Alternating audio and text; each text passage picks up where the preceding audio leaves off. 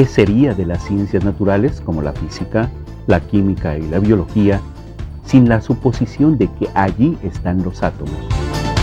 ¿Sería inconcebible interpretar todo lo que hacemos, medimos y predecimos sin este maravilloso ingrediente? ¿Qué es un átomo? Un alumno de secundaria pronto respondería que es la parte más pequeña con la que están hechas las cosas, todas, y tendría razón. Pero si somos estrictos, un átomo típico es un objeto formado por los electrones y los nucleones, las partículas aglomeradas en el núcleo, que son los protones de carga positiva y los neutrones, ingeniosamente llamados así por ser neutros. El tamaño típico del átomo es cercano a la 10.000.000.000ª parte de un metro, un Armstrong. El núcleo es unas 10.000 veces más pequeño y contiene la mayor parte de la masa, en una proporción como de 16.000 a 1 para el oxígeno o 300.000 a 1 para el plomo. La historia del desarrollo de la hipótesis atómica, de una posición filosófica a una teoría abstracta, con una exquisita capacidad predictiva, abarca un lapso de más de 2.500 años y corre paralelamente al desarrollo de la civilización occidental. Los átomos nos permiten conocer la composición del Sol, explorar y explotar fuentes casi inagotables de energía y anticipar la conductividad eléctrica de un sólido. También iluminan la mecánica detallada de la genética y de la evolución de las especies, el origen de múltiples enfermedades y las bases de la reactividad, esencia de la química. Indirectamente, han influido para modificar nuestra imagen y concepción del universo y de nosotros mismos.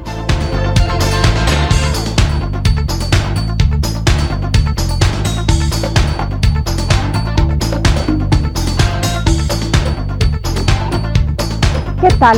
Qué bueno que están con nosotros nuevamente en Mirador Universitario, la barra educativa de la Coordinación de Universidad Abierta y Educación a Distancia de la Universidad Nacional Autónoma de México. Seguimos con esta serie de la Facultad de Ciencias, El Fuego de Prometeo, conversaciones sobre ciencia. Como siempre, nos interesan sus comentarios, sus opiniones, que nos den sus puntos de vista, que nos hagan sus preguntas. Tenemos un programa, este programa es en vivo, entonces esperamos interactuar con ustedes y que se interesen en estos temas que, como siempre, tratamos con mucha pasión y con mucho gusto. ¿Qué tal, Ramón? Como siempre estamos con ustedes el doctor Ramón Peralta, director de la Facultad de Ciencias, y su servidora Patricia Magaña. Ramón, ¿cómo te va? Pues aquí, contento de estar otra vez en estas conversaciones, a hablar de lo que hacemos en la Facultad de Ciencias, que básicamente abordamos las tres áreas de biología, física y matemáticas, con las 5 carreras que tenemos en el campus de Ciudad Universitaria. Y por supuesto, tienen que ver con la ciencia, y salvo por la química, que no es parte de nuestra facultad, pues son las ciencias naturales, las ciencias exactas, ciencias duras, tienen muchos apellidos, pero en el fondo originalmente son las ciencias y son parte de nuestro quehacer. Y ahí formamos a científicos en estas áreas, en particular en matemáticas, serían actuaría, matemáticas propiamente y ciencias de la computación. Y en esta oportunidad lo que vamos a hacer es platicar de los átomos. Así es. ¿Por qué no nos presentas a nuestros invitados? Incluido tú eres un experto en esto, en físico. Entonces, vamos a hablar de teoría atómica como el eje central de la física, pero indudablemente esperamos que sea un tema del interés de todos. Por favor, dinos quiénes nos acompañan hoy. Sí, tenemos a 2 distinguidos investigadores del Instituto de Física de la UNAM. Yo debo decir que tuve el privilegio de darles clase en diferentes épocas. Ella, por supuesto, es muy jovencita. Es la doctora Karen Folke, tiene un doctorado en física, y no voy a hablar de los méritos de cada uno, que tienen muchísimos, pero los dos tienen un prestigio y una imagen notable como investigadores y como profesores. Qué bueno que estás con nosotros, Karen. Muchas gracias, Ramón. Gracias, Pati, por la invitación. Sí. El otro es el doctor Víctor Romero, quien además es uno de mis mejores amigos, pero es un realmente distinguido físico, trabaja en el área de la física estadística, la termodinámica, en realidad la física atómica, y como todos los físicos, los dos trabajan en un montón de temas. Y en esta oportunidad lo que vamos a hacer es hablar de átomos, y ese es un tema del que yo creo que todo el mundo cree que puede decir algo, y a lo mejor algunos pueden, y yo creo que ellos sí. Entonces, ¿por qué no empezamos, Patricia? Bueno, pues aquí inexperta soy yo, por supuesto, ¿verdad? Vamos a platicar entonces y vamos a tratar de explicarle a nuestro público, empezando por lo más sencillo. Vamos a ver, ¿cómo definirían qué es un átomo? ¿Qué tipos de átomos hay? ¿Por qué debemos interesarnos en saber qué es un átomo y para qué nos sirve saber eso? Víctor, por favor. Sí, bueno, la cápsula introductoria está muy buena y creo que mencionó el punto esencial por donde hay que iniciar para hablar de los átomos, y diríamos que son los elementos básicos o las piezas básicas de la materia. ¿Pero qué queremos decir por eso? Lo que queremos decir es que toda la materia, todo lo que está a nuestro alrededor, la silla, nosotros mismos, la televisión que la gente está viendo en este momento, los árboles, el aire, todo lo que nos rodea, le llamamos materia, está compuesta por átomos, toda. No solamente eso, como seguramente discutiremos más adelante o platicaremos más adelante, creemos que todo el universo está hecho de átomos, de los mismos átomos que hay aquí en la Tierra. Si aunque nadie ha ido, por ejemplo, al Sol, o nadie ha ido a la Luna, hay gente que ha ido, pero ni a Marte, ni a ninguna estrella, de todas maneras tenemos evidencia y creemos, por la forma en que conocemos a los átomos aquí en la Tierra, que absolutamente toda la materia está hecha de átomos. El problema fundamental es que son muy pequeños, como mencionaban allí, decía un número, la cápsula, un número muy chiquito, que es muy difícil de imaginar, ¿no? Pero es como si tomáramos, no sé, un milímetro de una regla y lo partiéramos todavía como en 10,000 veces más. Y más o menos por ahí de ese tamaño andan los átomos. Entonces, no los vemos, tenemos un problema grande porque no los vemos. Sin embargo, tenemos otra serie de evidencias, por ejemplo, cómo se comportan en un sólido, decía, y cómo transportan, para ayudar a transportar la corriente eléctrica, o en la parte de la genética, en fin, hay muchas cosas que me imagino que en este programa iremos ahondando, que nos convencen de que los átomos están allí. Y quisiera también siempre dar crédito a un gran científico estadounidense, Richard Feynman, ya afinado, que él decía que el saber que están los átomos ahí y saber cómo se comportan y cómo se mueven es el descubrimiento científico más grande que ha hecho la humanidad. Y seguramente en esta charla iremos ahondando en el impacto que tiene nuestra vida diaria, no nada más a nivel científico, sino a nivel práctico, de qué manera nos ayuda a mejorar, a entender y a modificar nuestro alrededor el hecho de que conozcamos cómo son los átomos y cómo se comportan. Karen, cuéntanos, ¿cómo llegamos a esta idea de que hay átomos? Y perdón, a mí también me gustaría ampliar la pregunta para Karen. Decía Víctor, creemos, como si fuera una cosa medio religiosa casi, de que todo el universo, toda la materia está hecha de los mismos átomos. ¿Cómo sabemos eso? ¿De dónde sale que los átomos de la Tierra, los del Sol o los de Alfa Centauro son los mismos? Entonces, pues, por favor, Karen, cuéntanos algo de esto. Bueno, los átomos tienen una especie de huella digital, ¿no? Que es lo que nos permite saber de qué están hechas las cosas a distancia, porque nosotros podemos investigar las cosas que están acá, pero ¿cómo investigamos, por ejemplo, el cosmos, ¿no? Digamos, el universo? Entonces, para eso nos ayuda lo que se conoce como espectroscopía, que es, digamos, la huella digital de cada átomo. Los átomos, digamos, solamente pueden absorber o emitir energía en ciertas cantidades que son específicas y además es propio de cada átomo, ¿sí? ¿Qué energías puede absorber o emitir? Estas energías, por ejemplo, para la luz visible, nosotros las vemos en forma de luz, de colores, ¿sí? Entonces, por ejemplo, el hidrógeno tiene ciertos colores característicos que les llamamos líneas espectrales, que son, es la luz de ciertos colores que el hidrógeno emite. No solo emite luz, sino que luz visible, digamos, sino que también emite otras radiación electromagnética de otras longitudes de onda que nosotros no podemos ver, ¿sí? Como ultravioleta. Pero bueno, entonces nosotros al tener estas huellas digitales es como, por ejemplo, tener los colores del equipo, ¿no? Entonces cada equipo se distingue por sus propios colores, la camiseta. Bueno, los átomos también tienen como su camiseta puesta, cada uno de ellos tiene sus colores distintivos, que es el espectro que lo caracteriza. Digamos, si nosotros hacemos pasar luz a través de un gas de hidrógeno, por decir, y nosotros analizamos la luz que sale, vamos a ver que le falta, nosotros sabemos que, bueno, la luz blanca se puede dividir en colores del espectro, como lo vemos en un arco iris, ¿sí? Entonces, cuando nosotros hacemos pasar luz, por decir luz blanca, a través de un gas de hidrógeno, y después analizamos la luz que pasó a través del hidrógeno, vamos a ver que hay ciertas líneas que le faltan, ¿sí? Que son como líneas oscuras, que fueron las que el hidrógeno absorbió, ¿sí? Del mismo modo podríamos ver lo que el hidrógeno está emitiendo, y vamos a ver que son justamente esas líneas que están faltando en el espectro. Esa es su huella digital, y entonces cuando los astrónomos, por ejemplo, analizan la luz que viene de las estrellas, entonces ahí pueden ver las líneas características de los diferentes elementos que conforman la materia que hay en el cosmos. A ver, Ramón, entonces, Karen, no lo contestaste, pero vamos a seguirle. A ver, Ramón, ¿de dónde viene la teoría atómica? Si llamamos al programa teoría atómica, eje central de la física, ¿de dónde viene esta idea? ¿Cómo se consolida esta idea de que existen los átomos? Bueno, ahora sabemos que están ahí.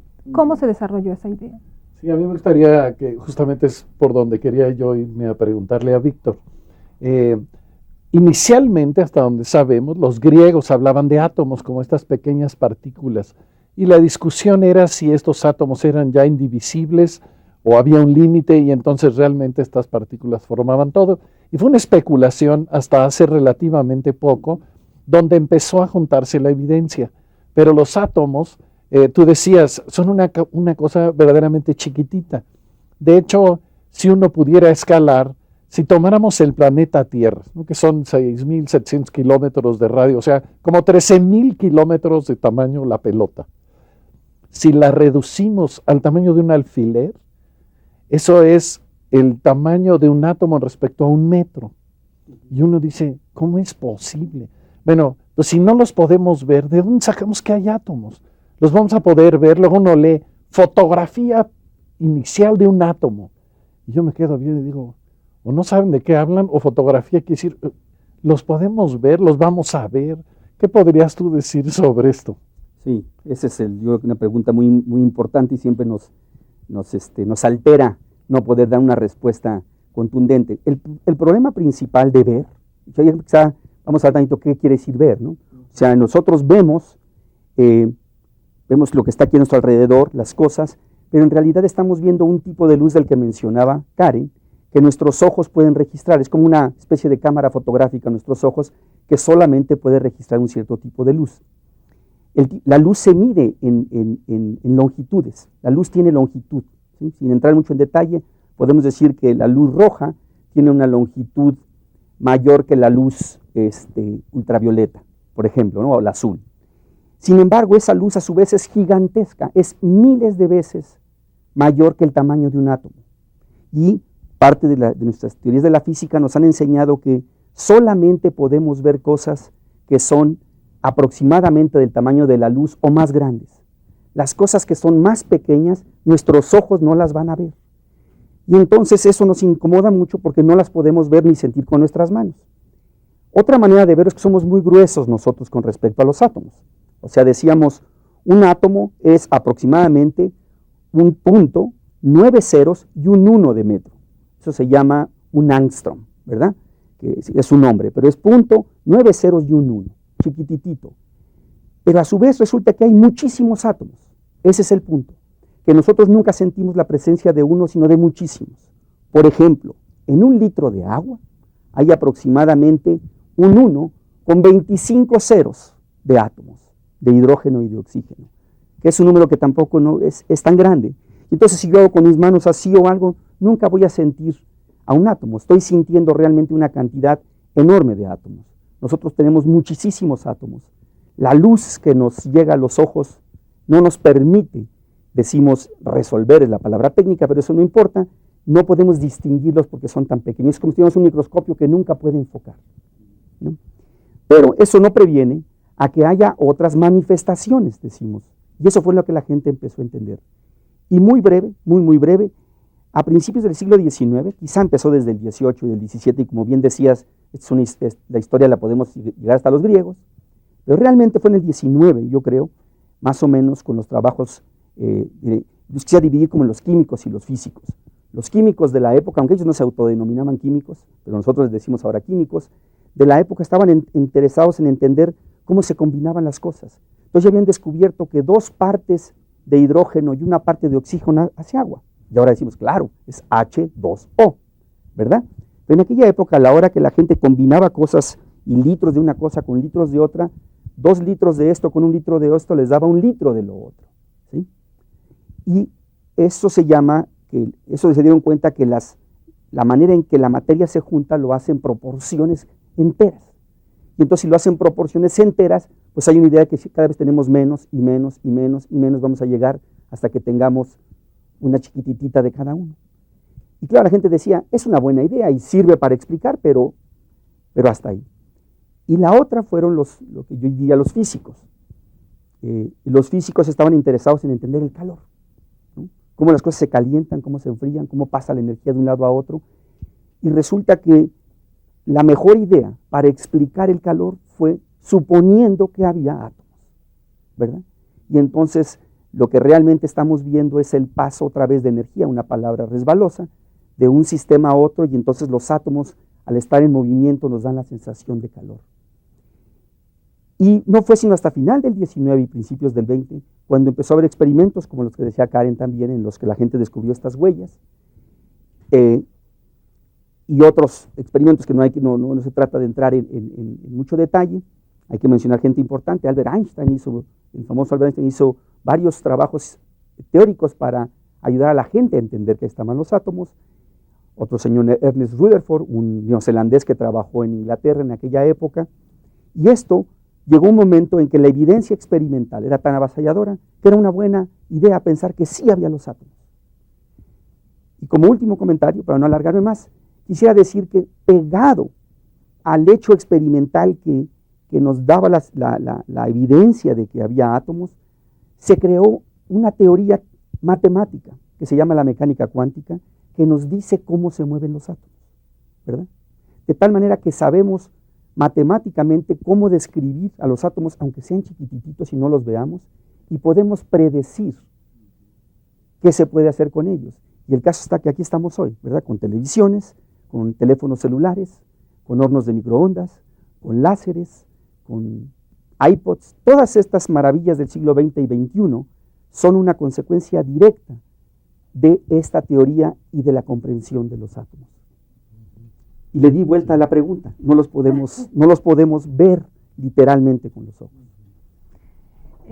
Les recordamos que estamos en El Fuego de Prometeo, Conversaciones sobre Ciencia, un programa de la Coordinación de Universidad Abierta y Educación a Distancia y la Facultad de Ciencias de la Universidad Nacional Autónoma de México. Tenemos una serie de teléfonos, hay correos electrónicos, tenemos página. Por favor, les pedimos que los chequen en su pantalla y nos hagan llegar sus preguntas. Estamos en vivo, tenemos a los expertos. Por favor, pregúntenos, exprésenos sus dudas, les podemos ayudar, les vamos a recomendar después a lo mejor algunas lecturas. Entonces, estén en contacto con nosotros. Estos son programas que intentamos que sean interactivos y que ustedes participen. Ramón. Sí, yo quisiera ahora abordar el tema de la diversidad de los átomos. Hay átomos, mencionaron el hidrógeno, que es el más liviano, más chiquito que hay, y hay hasta unos que hemos inventado en el planeta. El átomo 118, y pues ¿cuánto tiempo vive? Pues vive algo así como 1.000.000.000ésima de segundo. Dice uno. Pues eso no es un átomo, como si no existen. Pero en la naturaleza hay, pues creo que hasta el 92, ¿no? El uranio. Los demás, pues solitos se desintegran. Con estos átomos, pues lo que en principio entendemos es que todo se construye. Y resulta que diferentes cúmulos de átomos se portan de manera distinta. Una de las áreas de tu especialidad es hablar de los átomos fríos. Y cualquiera diría, a ver, no los ven y ahora les toman la temperatura, por favor. ¿Tú podrías platicarnos un poquito qué quiere decir un átomo caliente, como en las estrellas, en el Sol, o un átomo frío? O sea, ¿dónde está la idea? ¿Por qué no les ponemos un termómetro? ¿O qué hacemos? Sí. Claro que sí. Bueno, voy a empezar contestando, digamos, para contestar esa pregunta voy a empezar retomando un poco lo que dijo Víctor. Bueno, que nuestras evidencias de la existencia de los átomos son realmente indirectas, pero una que podemos tener como en experiencia cotidiana, digamos, para que eso es una cosa que podemos ver todos, es lo que se conoce como el movimiento browniano. Cuando nosotros vemos así a la luz, de pronto vemos que las pelucitas andan volando y suben y bajan, en vez de caer todas, digamos, ¿no? Andan como que suben, bajan y se mueven aleatoriamente. Entonces, esto realmente ocurre porque los átomos del aire están chocando con estas pelucitas, ¿sí? Entonces, esa es una experiencia que podemos tener todos y que todos podemos ver. Y ahora retomo la pregunta que haces. Cuando tú dices, bueno, ¿a qué nos referimos cuando hablamos de un átomo frío, caliente? ¿Qué es la temperatura para un átomo? ¿Sí? En realidad, la temperatura tiene que ver con la velocidad promedio de ese átomo. Entonces decimos, bueno, cuando los átomos, mientras más rápido se están moviendo los átomos de una determinada sustancia que puede ser el aire, ¿sí? Mientras más rápido se mueven, decimos que están más calientes, ¿sí? Entonces, el concepto de enfriar átomos significa básicamente reducir su velocidad, ¿sí? Entonces, imaginémonos que tenemos una cosa grande, ¿no? Y que le empezamos a mandar, digamos que tenemos una pelota grande, la queremos, está en movimiento. Si la queremos detener con pelotitas pequeñas, pues entonces tenemos que lanzarle varias pelotitas y se las tenemos que lanzar en la dirección contraria a la que esta pelota grande se está moviendo. Bueno, eso nos podemos imaginar, si nosotros queremos detener un átomo que se está moviendo en determinada dirección, tenemos que frenarlo con algo que venga moviéndose en la dirección opuesta, ¿sí? Ese algo que viene moviéndose en la dirección opuesta, digamos que es, es luz, ¿sí? Luz de una determinada característica. Víctor hablaba de la longitud. Yo voy a ir un poquitito más allá. Digamos, la luz la podemos entender como ondas, ¿sí? Entonces, bueno, estas ondas que tienen asociada una longitud, que es la que decía Víctor, la longitud de onda. Entonces, bueno, si nosotros mandamos luz de una determinada longitud de onda a estos átomos, a átomos que se vayan moviendo en una dirección, los vamos a frenar. Pero por supuesto, cuando tenemos, digamos, un gas, los átomos se están moviendo en cualquier dirección, no solo en una dirección, sino en todas direcciones. Entonces, si queremos frenar a los que van para este lado, tenemos que mandar luz en esta dirección. Si queremos frenar a los que van así, tenemos que mandar luz en esta dirección, y así sucesivamente. Entonces, si queremos frenar a todos los átomos, independientemente de hacia dónde se estén moviendo, tenemos que mandar luz en todas dimensiones, ¿sí? En todas las direcciones. Entonces, en este caso, por ejemplo, para enfriar átomos con luz, ¿sí? Se utilizan 6 rayos de luz, ¿sí? Encontrados. Es luz láser, es luz de determinado color, digamos, que es, como decía al principio, ese color está asociado con el tipo de luz que absorbe ese átomo en particular que queremos enfriar y que tiene que ver también con su espectro, lo que hablábamos al principio, ¿sí? Yo tengo un par de dudas sobre lo que estás diciendo, pero creo que vamos a hacer una breve pausa. Entonces, Patricia, ahorita retomamos el tema que claro que sí. Además, siempre es apasionante. Es lindo hablar de colores, como que eso le da una buena imagen a las personas, porque tenemos esta idea de la escuela, probablemente, de la imagen como de un Saturno, de una bolita con unas órbitas ahí alrededor. Es la que nos queda de la primaria. La secundaria probablemente nuestro público la tendrá en mente. Después regresaremos a hablar de ese tipo de imágenes que se nos forman, pero lo de los colores me parece que puede ser muy bonito, muy ilustrativo. Entonces, vamos a seguir hablando de átomos, estamos hablando de teoría atómica, eje central de la física, y después vamos a ver que no de la física, de nuestro entendimiento del universo. Entonces, estamos en el programa El Fuego de Prometeo, conversaciones sobre ciencia. Les recuerdo que nos pueden hacer llegar sus preguntas, las vamos a revisar en un momento, podremos darle curso a las respuestas de muchas de ellas. Por favor, manténganse con nosotros. Vamos a ir a una breve pausa y regresaremos para seguir conversando con nuestros invitados.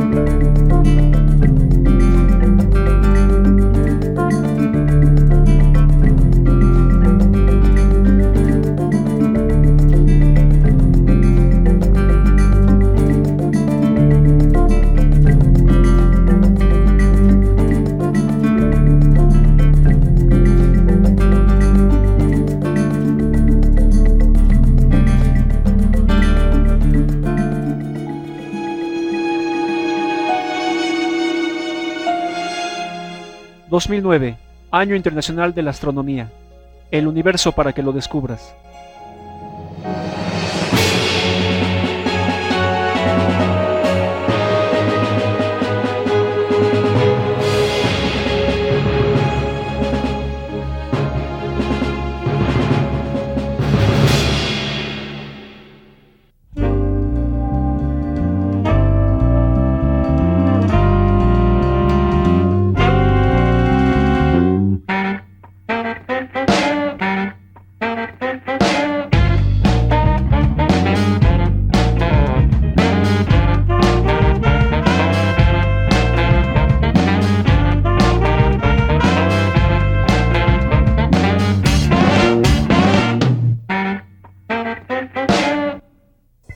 Aprendamos a mirar a las estrellas como un paisaje en medio de la noche. Observe en el cielo el paisaje de invierno. Hay un cazador, acompañado a su izquierda por 2 perros de caza. A sus pies hay un conejo y a su derecha un toro de ojos rojos y fieros que lo embiste. En realidad, estás viendo las constelaciones de Orión, Can Menor, Can Mayor, Lepus, Tauro y un grupo de estrellas que llamamos las Pléyades. Noche de estrellas, 31 de enero del 2009. Acompáñanos. Disfruta del cielo de invierno. Ven a jugar y diviértete. Consulta la página. El universo para que lo descubras.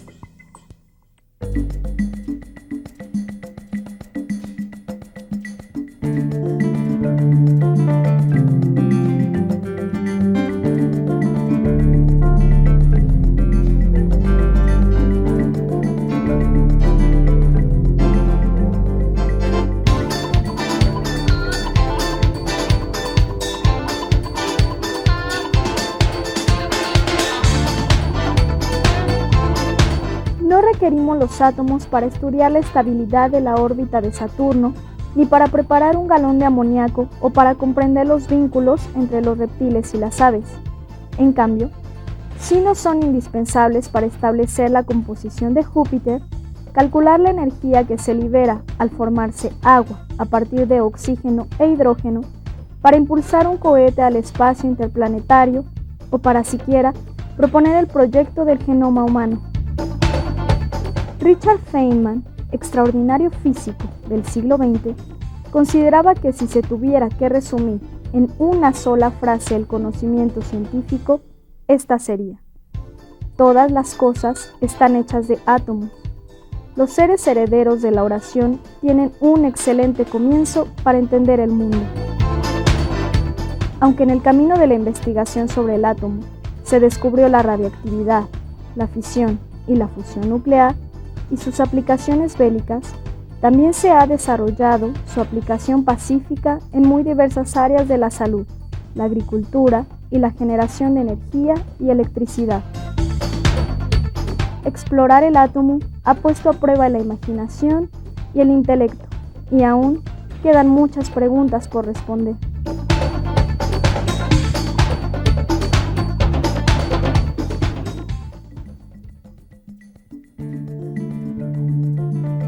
Ya estamos de regreso en el programa El Foro de Prometeo, conversaciones sobre ciencia.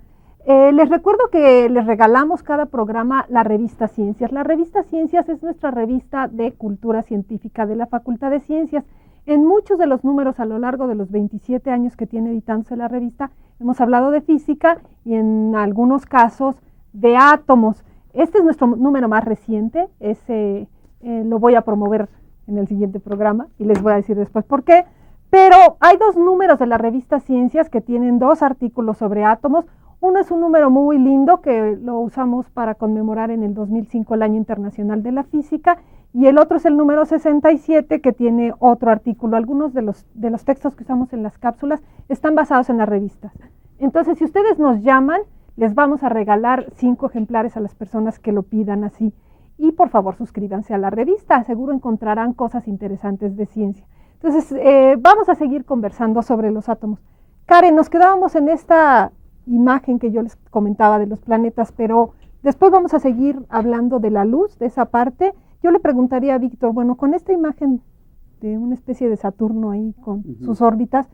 ¿Cómo están estructurados los átomos? ¿Por qué no nos platicas de eso para entrar a esa parte del tema? Sí, todos los átomos en el fondo son iguales, salvo que difieren en número, el número de cosas que tienen. Los átomos tienen todos un núcleo extremadamente pequeño, o sea, si antes decía que era un punto 9 ceros y un 1, el tamaño del núcleo es 14 ceros y un 1, o sea, es inimaginablemente pequeño. Y adentro del núcleo hay protones y neutrones. Los protones tienen carga positiva, los neutrones, como decía ahí, no tienen carga positiva, no tienen carga de ninguna clase, pues se llaman neutrones por neutrales. Y el papel de los neutrones es lograr que los protones no se repelan, ¿verdad? Porque sabemos que cargas iguales se repelen, cargas diferentes se atraen, también conocimiento muy básico. ¿Sí? Entonces los protones que están en el centro tienen que estar, alguien los tiene que agarrar para que no se repelan, y ese es el papel de los neutrones.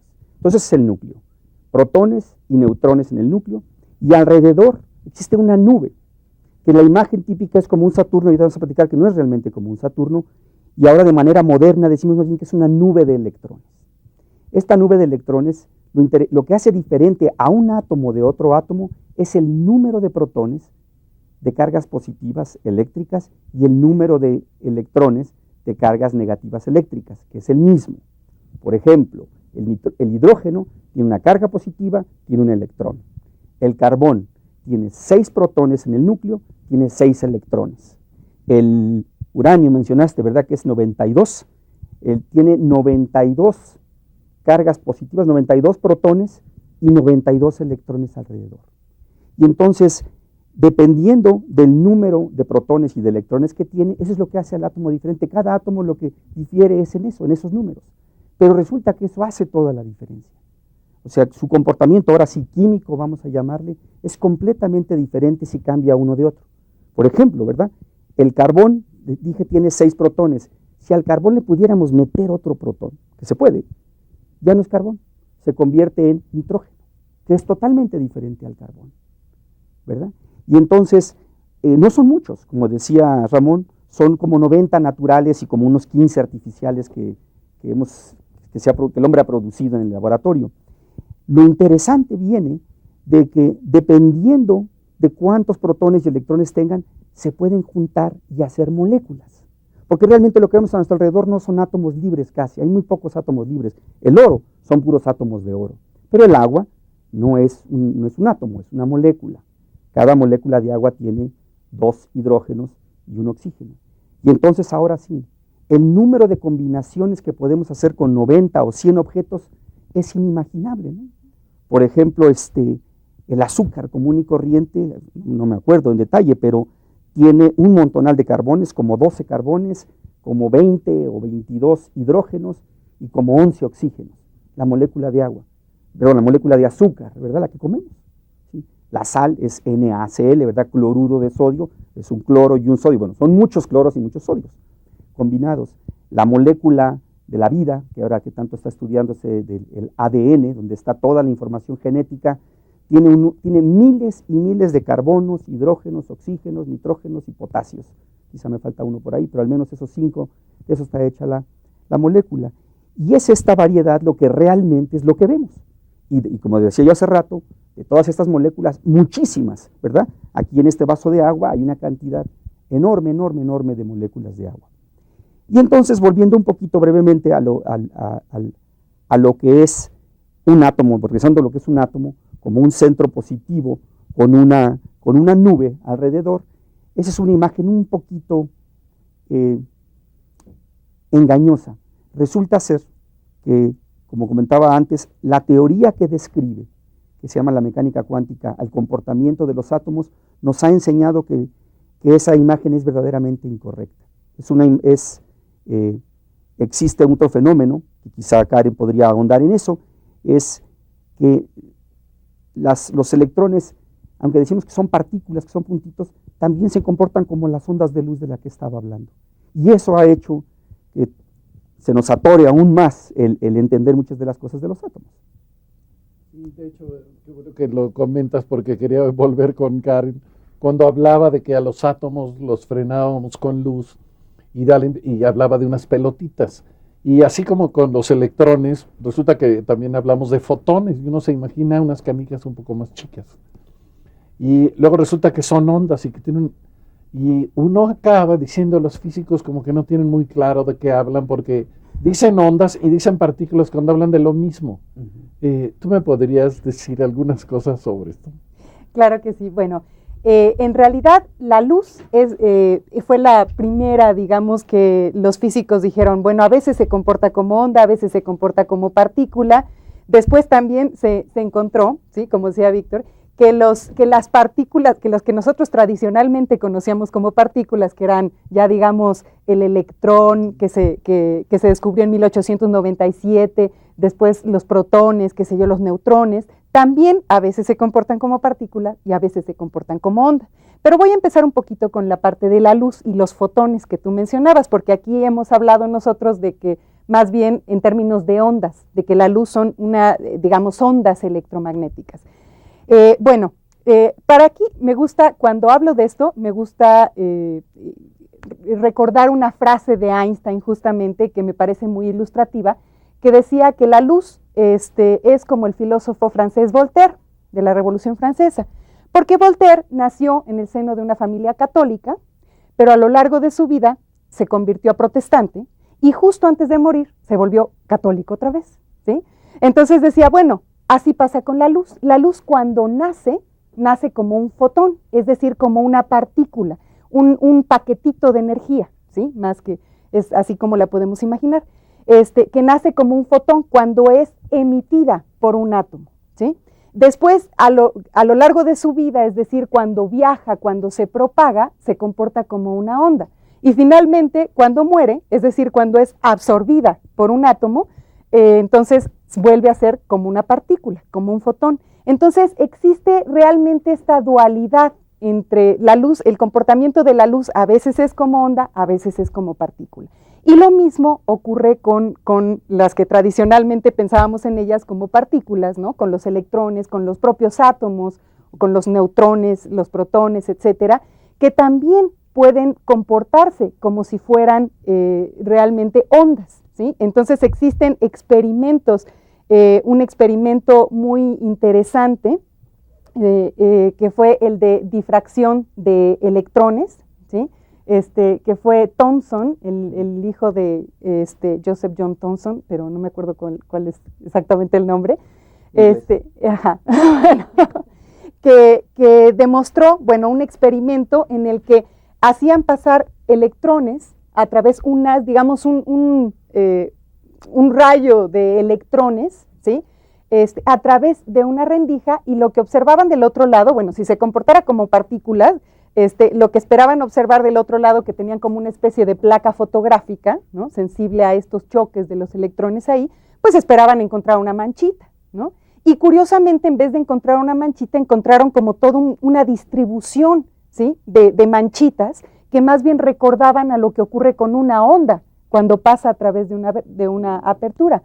Entonces ahí dijeron, bueno, caramba, resulta que ahora los electrones también se comportan como partículas, ¿no? Entonces, como ondas. Entonces, en física, lo que se encontró y que es uno de los resultados que se empezaron a ver con la mecánica cuántica es justamente esta dualidad, tanto en la luz como en las partículas, ¿sí?, que a veces se comportan de una manera y a veces se comportan de otra. Entonces, retomando un poco lo del enfriamiento de átomos, de lo que tú hablabas de las pelotitas, ahí en realidad cuando yo hablé de pelotitas pequeñas y una pelotita más grande, en realidad estaba tratando de imaginar un átomo como la pelotita grande, no por su tamaño, sino porque cuando nosotros pensamos en los fotones individuales, tienen una cantidad relativamente por sí mismos, cada uno de ellos es una cantidad muy pequeñita de energía, ¿sí?, que es lo que está frenando a ese átomo. Entonces, por eso me las imaginé como pelotitas más pequeñas.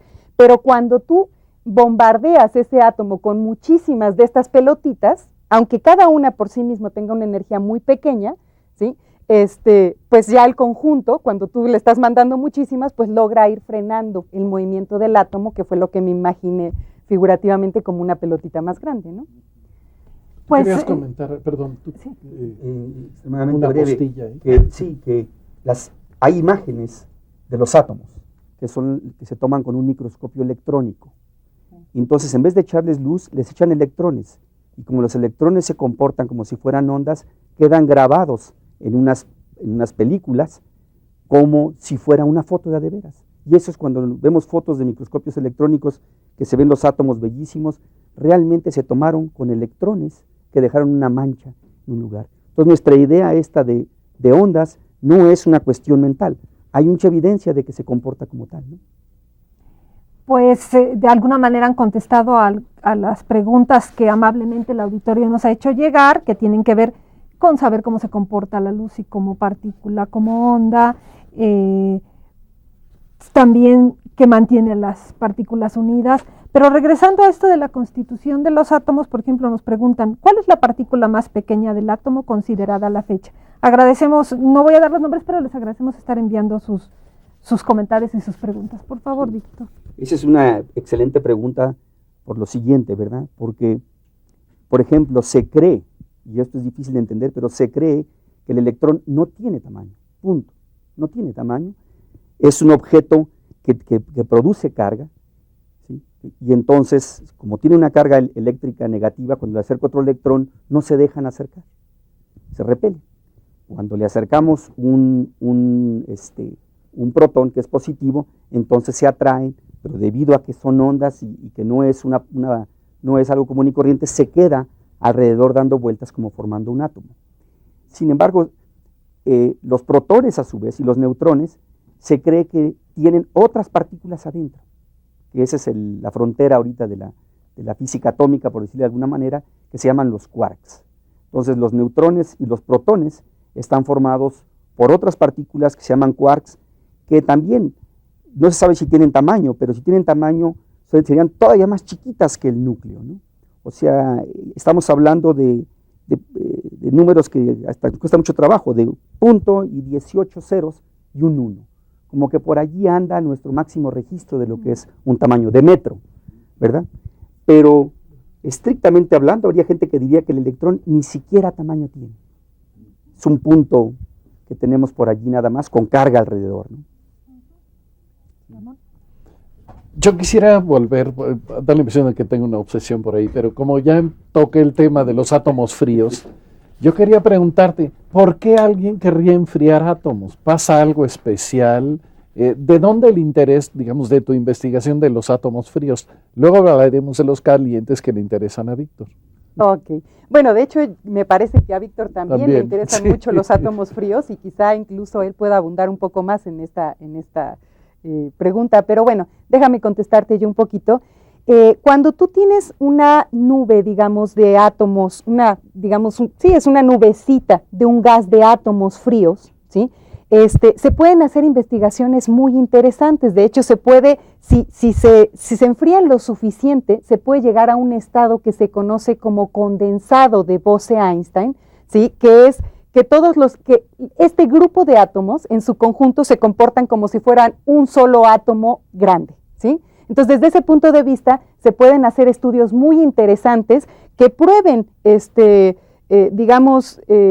hipótesis que hay, por ejemplo, de la teoría cuántica, ¿no? Entonces, bueno, no sé si tú quieras abundar un poco más de eso, porque realmente Víctor ha trabajado con... Quizá un par de acotaciones nada más. Por ejemplo, hay un fenómeno que se llama la superconductividad, ¿verdad? Y otro que se llama la superfluidez, que si los pudiéramos tener para nuestro uso diario sería extraordinario. Por ejemplo, la superconductividad acabaría con una cantidad de problemas de la energía, porque la corriente eléctrica al pasar por un alambre pierde energía, lo normal. Si fuera un superconductor no perdería energía. Entonces todo el transporte desde una planta eléctrica hasta una casa no perdería energía hasta que llegara a la casa. Lamentablemente eso ocurre a temperaturas muy bajas, ¿sí? A temperaturas tan bajas, por ejemplo, a menos 270 grados bajo cero, ¿sí? Estamos aquí a 20 grados ahorita, está muy frío. Y entonces resulta ser que a temperaturas tan bajas y más bajas de las que acabo de mencionar, precisamente Karen lo puso muy bonito, y es que la existencia de los átomos la podríamos casi ver y explotar sus propiedades estas raras de que son onda y partícula al mismo tiempo. Y uno dice, ¿y para qué? Una consecuencia es la superconductividad, Otra que es un sueño actual, no sabemos si se vaya a lograr, es una computadora cuántica, que si las que tenemos ahora nos parecen una maravilla, los que son estudiosos de eso nos dicen que las computadoras cuánticas harían una super revolución con respecto a esta. Entonces, es parte del interés, además de que tenemos la curiosidad de saber qué pasa con la materia si está tan fría, ¿no? Por ejemplo, dijiste superconductividad y aventaste otro término de estos que uno dice, ¿qué? Perdón. Superfluidez. Dinos algo de qué quiere decir eso. Es lo que decía, conductividad normalmente está asociado a resistencia, ¿verdad? Si trato de hacer pasar electricidad por un alambre, el alambre se resiste y no lo deja pasar, se calienta y se pierde. Bueno, tenemos luz. Emite luz y se puede hacer un foco. Pero eso cuesta mucha energía porque los electrones al moverse por el alambre se resisten a hacerlo, chocan. ¿Sí? Es como si tuvieran, como si fuera un fluido viscoso como la miel. Un fluido común y corriente como el agua, si lo agitamos, se detiene porque tiene viscosidad. Entonces la superconductividad y la superfluidez es el flujo, en un caso de electrones y en el otro caso de un líquido común y corriente, en el cual fluye sin que nadie lo frene, como si no hubiera esta sensación de que lo detuviera, ¿no? Como se llama viscosidad, sin viscosidad. Estamos platicando de esto que, bueno, es apasionante para los físicos, para quienes estamos cerca de los físicos, pues nos gusta oír hablar de estas cosas y al público seguramente hasta ahorita dijo electricidad, electrones. Vamos a pasar un poco de esto que es la investigación que hacen los físicos en sus centros a estas cosas más generales que uno ha oído hablar de la teoría atómica, de las guerras atómicas, del uso de la energía atómica, estas cosas. ¿Qué nos pueden decir? O sea, del átomo, ¿cómo pasamos a estos desarrollos? ¿Hacia dónde nos llevan? ¿Quién trabaja en esos campos? ¿Qué pasa ahí? Karen. Bueno, la energía, lo que normalmente hablamos como energía atómica, en realidad es energía nuclear, ¿sí? Es decir, de procesos que tienen lugar en el núcleo. Nosotros podemos obtener energía del núcleo de dos maneras. Una es por medio de fisión, es decir, romper un núcleo pesado, digamos, en dos o más componentes más pequeñas, ¿no? Y menos pesadas, o bien de fusionar dos núcleos ligeros y formar un núcleo más pesado. Entonces, hasta aquí, digamos, la investigación en fusión nuclear todavía está, demasiado abierta, a pesar de que lleva muchos años, todavía no se ha logrado fusión nuclear, no lo hemos logrado, digamos, los seres humanos, pero la evidencia de que existe la fusión nuclear es que esa es la fuente de energía para el Sol, por ejemplo, y las estrellas, ¿no? O sea, en el Sol lo que está haciendo constantemente es transformando hidrógeno en helio, y ese proceso libera una cantidad enorme de energía que es la que nosotros recibimos por parte del Sol. Lo que sí se ha logrado y que fue lo que dio lugar, entre otras cosas, a la bomba atómica, es la fisión nuclear, es esto de partir núcleos pesados en núcleos más ligeros. Y ahí se libera una enorme cantidad de energía. Entonces, bueno, por eso es que hablamos más bien de energía nuclear más que de energía atómica. Ahora, o sea, es verdad que si bien esto se utilizó para fines bélicos, ¿no? Que se hizo la bomba, también es cierto que la energía nuclear se puede utilizar para generar otro tipo de energía, por ejemplo, electricidad. En 2007 era aproximadamente el 15% de toda la energía, digamos, de toda la luz, ¿no? Que se generaba, la energía eléctrica que se generaba en el planeta, provenía de plantas nucleares. Y de hecho, tiene ventajas la energía nuclear en términos de que, por ejemplo, los combustibles fósiles, cuando generamos energía con combustibles fósiles, se emiten metales pesados, además de que los combustibles fósiles como el petróleo se están agotando.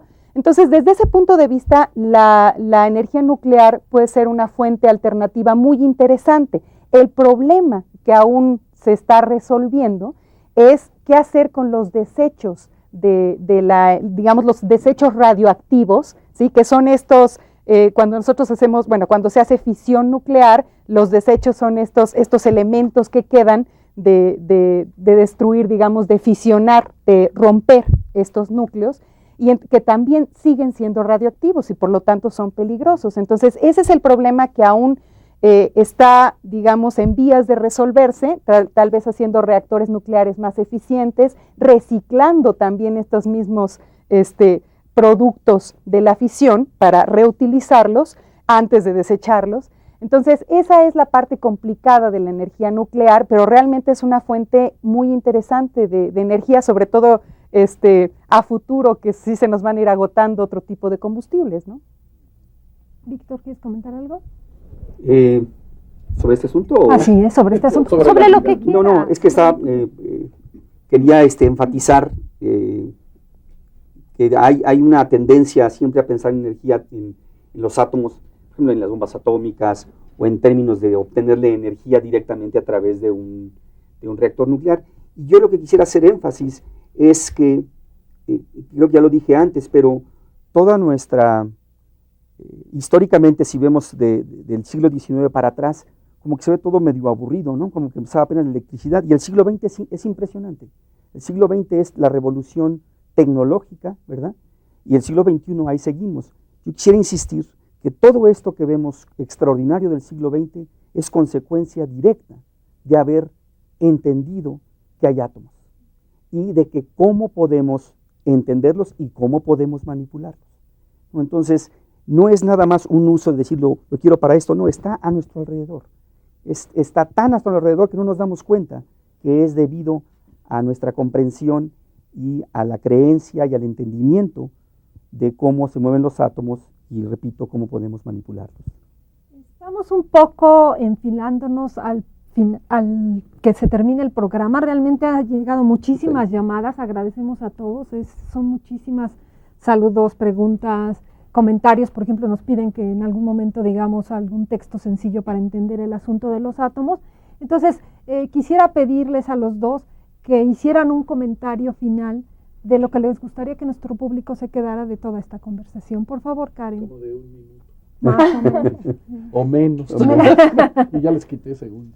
Bueno, dada la brevedad, yo realmente lo que quisiera es invitar a la gente a que se acerque un poco a tanta literatura que hay de divulgación de física en general, donde hay realmente conceptos que son un poco más, digamos, complicados, se pueden entender de manera muy simple. Eso también lo podemos encontrar en páginas web. Ahora tenemos esta posibilidad a nuestro alcance que es maravillosa. Entonces yo sí quisiera, digamos, invitar al público a que se acerque a la física, porque en realidad no solo no es tan fea como muchos piensan, sino que es verdaderamente apasionante y que tiene muchos recovecos. Realmente me es más fácil decir esto como un comentario final a hablar de los átomos, que quedan tantas cosas, quedan tantas cosas abiertas para hablar respecto a los átomos, que me sería muy difícil escoger una mejor. Los invito a que se acerquen a la literatura que tenemos y a las páginas web, ¿no?